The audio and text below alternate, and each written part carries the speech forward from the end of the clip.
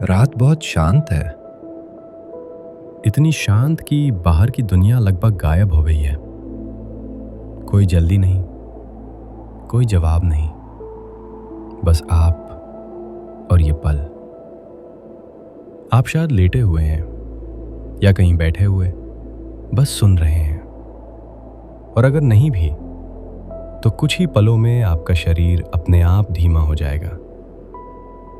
आज की कहानी कोई चौंकाने वाला सच नहीं सुनाएगी, कोई डर नहीं दिखाएगी, कोई फैसला नहीं सुनाएगी। आज की कहानी सिर्फ एक सवाल रखेगी, इतना धीरे कि शायद आप उसे टाल भी ना सकें। क्या आप सच में अपने फैसले खुद लेते हैं? आपने ये सवाल पहले भी सुना होगा, लेकिन आज ये सवाल आपसे दूर नहीं रहेगा। आज ये सवाल आपके साथ लेटेगा। आपने अभी ये वीडियो खोला, एक छोटा सा काम, एक टैप, एक क्लिक, और दिमाग ने तुरंत कहा ये मेरा फैसला था। लेकिन क्या सच में? हमें क्यों लगता है कि हम चुनते हैं? हम इंसान एक बहुत सुंदर कहानी पर भरोसा करते हैं कि हम सोचते हैं, कि हम चुनते हैं, कि हम नियंत्रण में हैं। सुबह उठना, क्या पहनना, किससे बात करनी है, किससे दूर रहना है, हर छोटा निर्णय हमें याद दिलाता है मैं हूं और मैं तय कर रहा हूं। और यही विश्वास हमें इंसान बनाता है। लेकिन कभी कभी कुछ पल ऐसे आते हैं जहां यह विश्वास हल्का सा डगमगाता है। वो पल जब फैसला पहले हो जाता है। कभी आपने ऐसा किया है? फोन उठाया, किसी का नाम टाइप किया और भेजने से पहले रुक गए और फिर खुद से कहा मैं ऐसा क्यों कर रहा था? वो पल बहुत छोटा होता है, इतना छोटा कि हम अक्सर उसे नोटिस भी नहीं करते, लेकिन उसी पल में एक गहरा संकेत छुपा होता है। फैसला पहले आ चुका था और आप बस उसके पीछे पीछे आए। दिमाग की गति, चेतना की देरी। हमारा दिमाग बहुत तेज है, इतना तेज कि चेतना अक्सर पीछे रह जाती है। आपको लगता है मैंने अभी सोचा, लेकिन न्यूरोसाइंस कहता है नहीं, आपने अभी महसूस किया।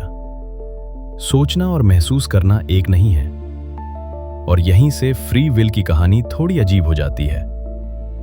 अगर आप यहां तक सुनते आ रहे हैं तो एक छोटा सा सवाल, क्या कभी ऐसा हुआ है कि आप कुछ कह बैठे और बाद में सोचा ये मैंने क्यों कहा? अगर ऐसा कभी हुआ हो, कमेंट में बस लिखिए ये मेरे साथ हुआ है। आज बस इतना याद रखें, आप शायद पहला विचार नहीं चुनते, लेकिन आप ये चुन सकते हैं कि उसके साथ कैसे रहना है। कहानी अभी बहुत आगे जाती है। अब हम थोड़ा और भीतर उतरते हैं। बाहर की दुनिया अब भी शांत है, लेकिन अंदर दिमाग कभी शांत नहीं होता। एक्ट 1 में हमने देखा था कि शायद आप पहला विचार नहीं चुनते। अब एक्ट 2 में हम ये समझने की कोशिश करेंगे, अगर पहला विचार आप नहीं चुनते तो वो आता कहां से है? आपको लगता है कि आप इस पल में हैं, लेकिन आपका दिमाग इस पल में रह ही नहीं सकता। वो हमेशा थोड़ा आगे रहता है, 1 सेकंड आगे, एक संभावना आगे, एक अनुमान आगे। दिमाग का काम अभी को समझना नहीं, बल्कि अगला क्या होगा ये भापना है। आधुनिक न्यूरोसाइंस दिमाग को एक नाम देता है, प्रिडिक्टिव मशीन।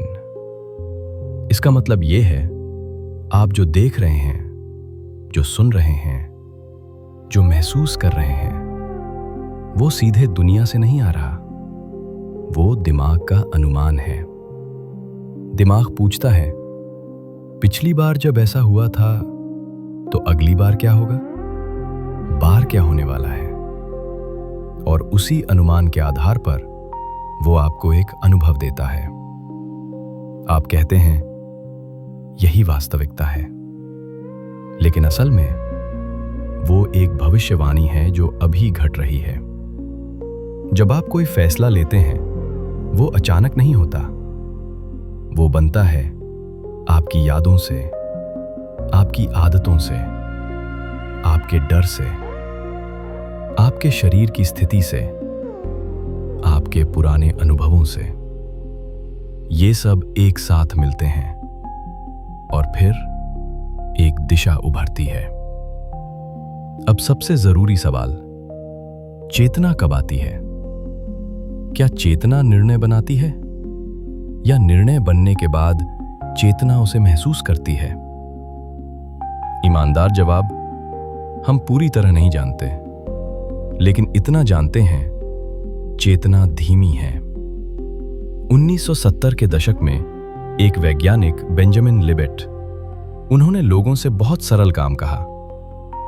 जब भी मन करे उंगली हिलाइए। कोई दबाव नहीं, कोई समय नहीं, लेकिन साथ साथ दिमाग की गतिविधि मापी जा रही थी। और जो दिखा वो ये था, दिमाग तैयारी पहले कर रहा था। और अब मैंने फैसला किया, ये एहसास बाद में आया। लिबेट ने एक शब्द इस्तेमाल किया, वीटो। मतलब दिमाग दिशा चुन सकता है, लेकिन चेतना उसे रोक सकती है। आपने भी ऐसा किया होगा। कुछ कहने वाले थे, लेकिन रुक गए। कुछ भेजने वाले थे, लेकिन डिलीट कर दिया। वो रुकना बहुत कीमती है। अगर आप ईमानदारी से यहां तक सुन रहे हैं, तो एक सवाल, क्या कभी आपने कोई फैसला लिया और बाद में खुद को समझाया? अगर हां, कमेंट में बस लिखिए, मैंने खुद को समझाया है। आज बस इतना साथ रखिए, आपका दिमाग आपसे तेज है, लेकिन आपका अनुभव अभी भी महत्वपूर्ण है। क्योंकि अब एक और सवाल उठने वाला है, अगर दिमाग कारण बनाता है, तो मैं कौन हूं? अब हम उस जगह पे पहुंचते हैं जहां सवाल थोड़े भारी होने लगते हैं। अब तक हमने दिमाग की गति देखी। हमने ये भी देखा कि निर्णय कई बार चेतना से पहले बन जाते हैं। और अब एक और सवाल धीरे धीरे उभरता है, अगर दिमाग इतना कुछ पहले से तय कर रहा है, तो क्या हमारी जिंदगी पहले से लिखी हुई है? डिटर्मिनिज्म एक भारी शब्द है। इसे सुनते ही अक्सर मन में डर बैठ जाता है कि सब कुछ पहले से तय है, कि हम बस बह रहे हैं, कि हमारी कोशिशें कोई मायने नहीं रखती। लेकिन डिटर्मिनिज्म का असली मतलब इतना कठोर नहीं है। डिटर्मिनिज्म सिर्फ ये कहता है कि हर घटना किसी कारण से जन्म लेती है। आप यहां हैं क्योंकि आपका अतीत ऐसा रहा। आप ऐसे सोचते हैं क्योंकि आपके अनुभव ऐसे एक रहे। आपकी आदतें, आपके डर, आपकी इच्छाएं सब किसी न किसी कड़ी से जुड़ी हुई हैं। लेकिन यह श्रृंखला एक जेल नहीं है। अक्सर डिटर्मिनिज्म को रेल की पटरियों जैसा समझा जाता है, कि रास्ता तय है, कि मोड़ नहीं है। लेकिन यह उदाहरण अधूरा है। जिंदगी रेल नहीं है, जिंदगी ज्यादा नदी जैसी है। एक नदी ऊपर से देखने पर एक दिशा में बहती दिखती है, लेकिन जब आप करीब जाते हैं तो आप देखते हैं छोटे भंवर, छोटी धाराएं, धीमे मोड़, अचानक ठहराव। नदी पूरी तरह आजाद नहीं है। उसे ढलान नियंत्रित करती है, जमीन नियंत्रित करती है, गुरुत्वाकर्षण नियंत्रित करता है। लेकिन फिर भी हर पल उसका बहाव थोड़ा सा अलग होता है। आप भी पूरी तरह आजाद नहीं हैं। आपका शरीर, आपका दिमाग, आपका इतिहास सब आपकी दिशा को प्रभावित करते हैं। लेकिन हर पल आप वही नहीं होते जो आप पहले थे। आप बदलते हैं, धीरे, अक्सर बिना नोटिस किए। यहां एक जरूरी फर्क समझना होगा। चॉइस और कंट्रोल एक नहीं है। आपके पास पूरा नियंत्रण शायद नहीं है, लेकिन आपके पास चुनाव की जगह है। वो जगह जहां आप तुरंत प्रतिक्रिया नहीं देते, जहां आप थोड़ा रुकते हैं। अब एक और नर्म विचार, कभी कभी आप किसी रास्ते को देख ही नहीं पाते, इसलिए नहीं कि वो मौजूद नहीं है, बल्कि इसलिए कि आपका दिमाग उसे ब्लॉक कर देता है। आदतें रास्ते बंद करती हैं, डर रास्ते बंद करता है, पुराने अनुभव नए विकल्पों को अंधा कर देते हैं। आप कहते हैं, मेरे पास कोई और विकल्प नहीं था, और अक्सर आप सही होते हैं, क्योंकि आपके दिमाग ने सिर्फ वही विकल्प दिखाए जो उसे सुरक्षित लगे। अब एक गहरी लेकिन सरल बात, जागरूकता नए रास्ते नहीं बनाती, वो छुपे रास्तों को दिखाती है।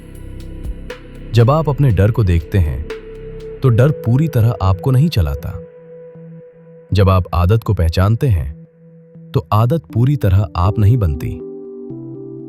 अगर आप यहां तक आए हैं तो एक सवाल, क्या कभी आपने किसी आदत को पहचाना है और सिर्फ पहचानने से वो थोड़ी ढीली पड़ गई?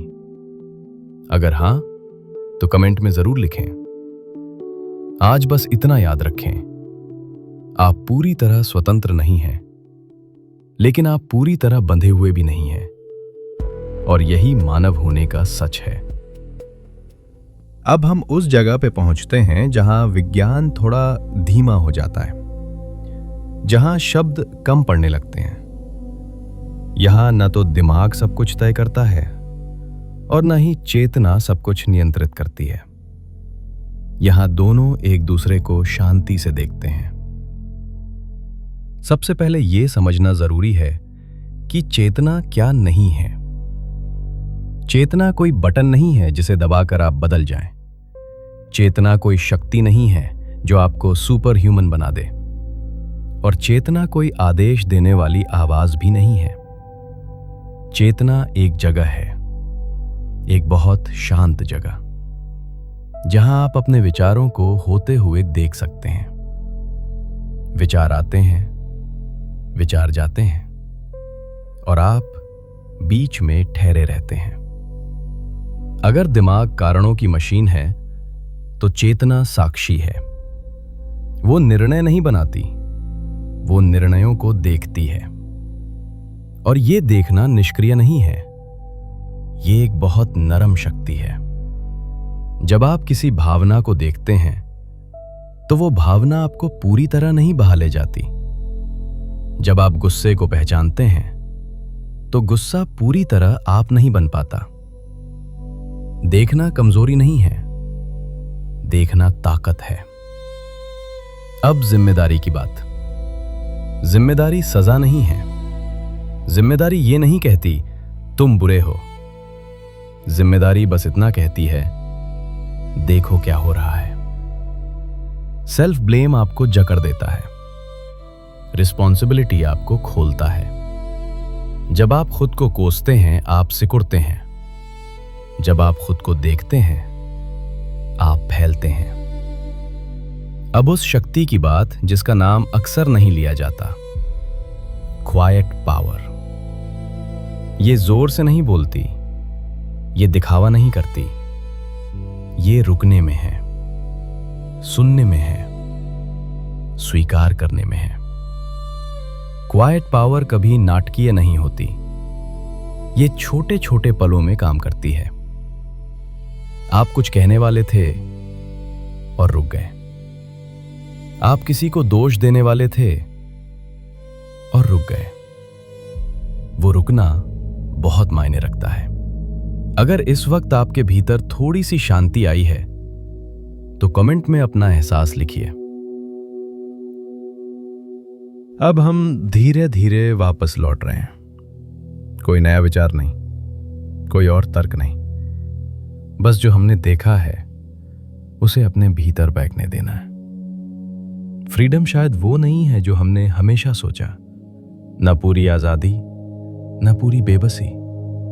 फ्रीडम बीच की जगह है। आप कोई टूटी मशीन नहीं है, आप किसी गलती का नतीजा नहीं है। आप एक प्रक्रिया है, चलती हुई, बदलती हुई। आप हर पल नई जिंदगी नहीं चुनते, लेकिन आप छोटे चुनाव करते हैं, रुकने का, देखने का, सुनने का, और वही धीरे धीरे आपकी जिंदगी बनाते हैं।